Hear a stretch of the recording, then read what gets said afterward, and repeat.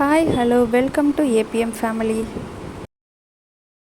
இன்றைக்கி பிரேக்ஃபாஸ்ட்டுக்கு பார்த்திங்கன்னா ரொம்ப ஹெல்த்தியான ஒரு பிரேக்ஃபாஸ்ட்டு தான். பழைய சாதத்தையே டிஃப்ரெண்ட்டாக சர்வ் பண்ணுறோம், அவ்வளோதான். நம்ம சர்வ் பண்ணுறது வந்து ரொம்ப சூப்பராக இருந்துச்சு அப்படின்னா அதை வந்து சாப்பிட்றவங்களும் வந்து ரொம்ப ஹாப்பியாக அதை வந்து ஃபீல் பண்ணுவாங்க. அதனால தான் பழைய சாதம் வந்து புழிஞ்சு எடுத்து மிக்ஸி ஜாரில் போட்டுட்டு வெதுவான தண்ணியில் வந்து நம்ம அரைச்சிக்கணும். அரைக்கும்போது பார்த்திங்கன்னா தயிரும் கொஞ்சமாக உப்பு சேர்த்து அரைச்சிக்கிட்டோம் அப்படின்னா ரொம்ப சூப்பராக இருக்கும் அதோட கலர். அவ்வளோதான். இதை வந்து நம்ம வெங்காயம், பச்சை மிளகாய் இது மாதிரி நம்ம எது வேணுமோ ஆட் பண்ணி நம்ம சாப்பிடலாம். நான் வந்து இன்றைக்கி வெங்காயம் மட்டும் ஆட் பண்ணியிருக்கேன். அவ்வளோதான். ரொம்ப ஹெல்த்தியான ஒரு பிரேக்ஃபாஸ்ட் இன்றைக்கி. ஏன்னா இன்றைக்கி வேலை கொஞ்சம் நிறையா இருக்கனால இந்த மாதிரி பிரேக்ஃபாஸ்ட்டோடய நான் முடிச்சிட்டேன். பிரேக்ஃபாஸ்ட் முடித்ததுக்கப்புறம் பார்த்திங்கன்னா வீடெல்லாம் வந்து மாப் போடணும். ஏன்னா நேற்று சண்டே நான்வெஜ் சமைச்சிருக்கோம் இல்லையா, அதனால் பூஜை பண்ணும்போது எப்போவுமே வந்து நான் நான்வெஜ் சமைச்சிருக்கோம் அப்படின்னா கண்டிப்பாக மறுநாள் வீடெல்லாம் மாப் போட்டுட்டு தான் நான் வந்து விளக்கேற்றுவேன். அது என்கிட்ட வந்து ரொம்பவே பழக்கமாக மாறிடுச்சு, அதனால் அதை மாற்ற முடியல. ஸோ மாப் போட்டுட்டேன். இனிமேல் தான் வந்து விளக்கேற்றுறவளுக்கு பார்க்கணும்.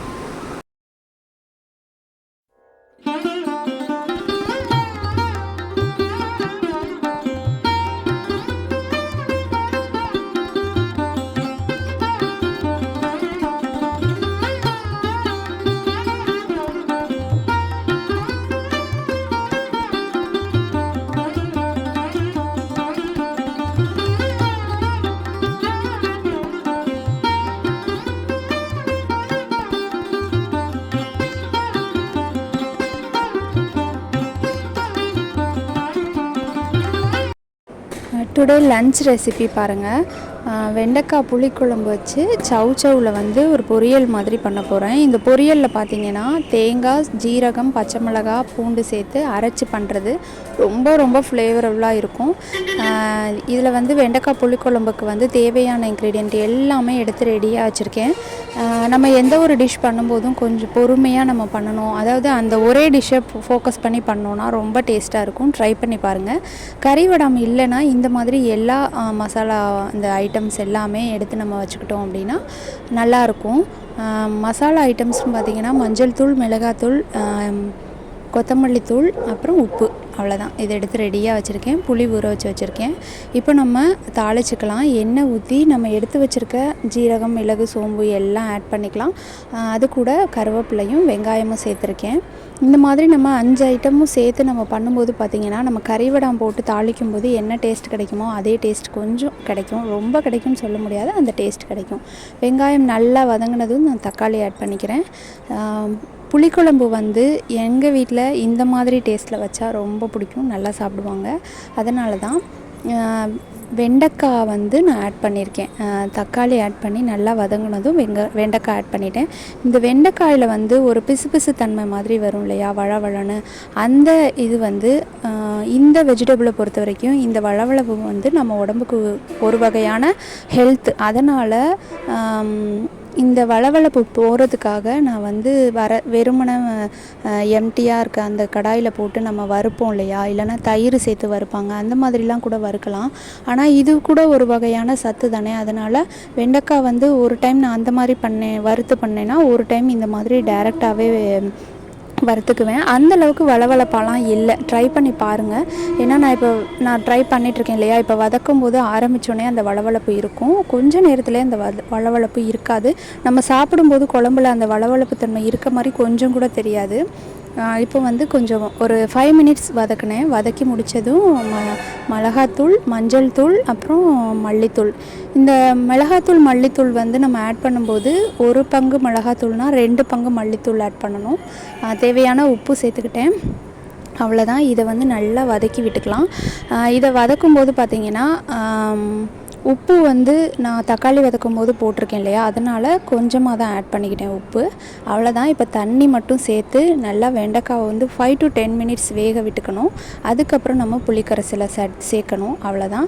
நல்லா கெட்டியாக இருக்கக்கூடிய நல்ல திக்காக சூப்பராக இருக்கும் இந்த புளிக்குழம்பு. சாப்பிட்டு டேஸ்ட்டு பார்த்துக்கணும். உப்பு சேர்த்து தேவையான அளவு தண்ணி ஊற்றுனதுக்கப்புறம் நம்ம டேஸ்ட்டு பார்த்துட்டு ஏதாவது கம்மியாக இருக்குது அப்படின்னா, உப்போ காரமோ கம்மியாக இருக்குன்னா நம்ம சேர்த்துக்கலாம். அவ்வளோதான். அதுக்கு கேப்பில் பார்த்திங்கன்னா அது கொதிச்சிட்ருக்கும்போது சவுசவு கூட்டுக்கு மசாலா ரெடி பண்ணிடலாம். இந்த மசாலா தான் இந்த சவுசவு தேங்காய், அப்புறம் ஜீரகம், ஒரே ஒரு பச்சை மிளகாய். ஏன்னா நான் வந்து காரம் ஆல்ரெடி புளிக்குழம்பு தானே வச்சுருக்கோம், அதனால் கொஞ்சம் காரம் கம்மியாகவே நான் பண்ணிக்கிறேன்.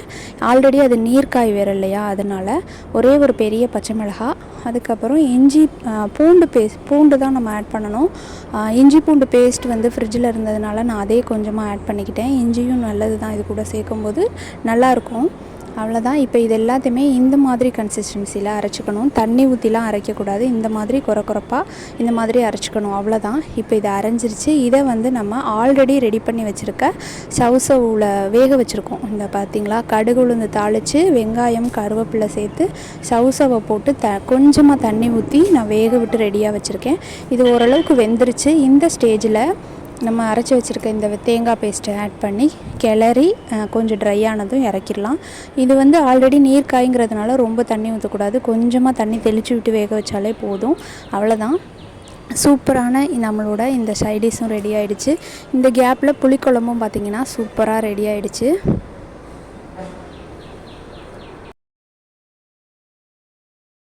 புளிக்குழம்பு பார்த்திங்கன்னா நல்லா சூப்பராக ரெடி ஆயிடுச்சு. நல்லா கெட்டியாக இருக்கும். சில பேர் பார்த்திங்கன்னா தேங்காய் சோம்பு அரைச்சி ஊற்றி வைப்பாங்க. சில பேர் வெறும் தேங்காய் மட்டும் இல்லைனா முந்திரி சேர்த்து அரைப்போம். நாங்கள் இந்த மாதிரி தேங்காய் வந்து இந்த புளிக்குழம்புல சேர்க்காமல் வச்சா தான் எங்களுக்கு பிடிக்கும். அதனால் நான் வந்து இந்த மாதிரி வச்சுருக்கேன். தேங்காய் பிடிக்குங்கிறவங்க தேங்காய் ஆட் பண்ணிக்கலாம். அவ்வளோதான். இப்போ நம்ம சூப்பராக சர்வ் பண்ணிடலாம்.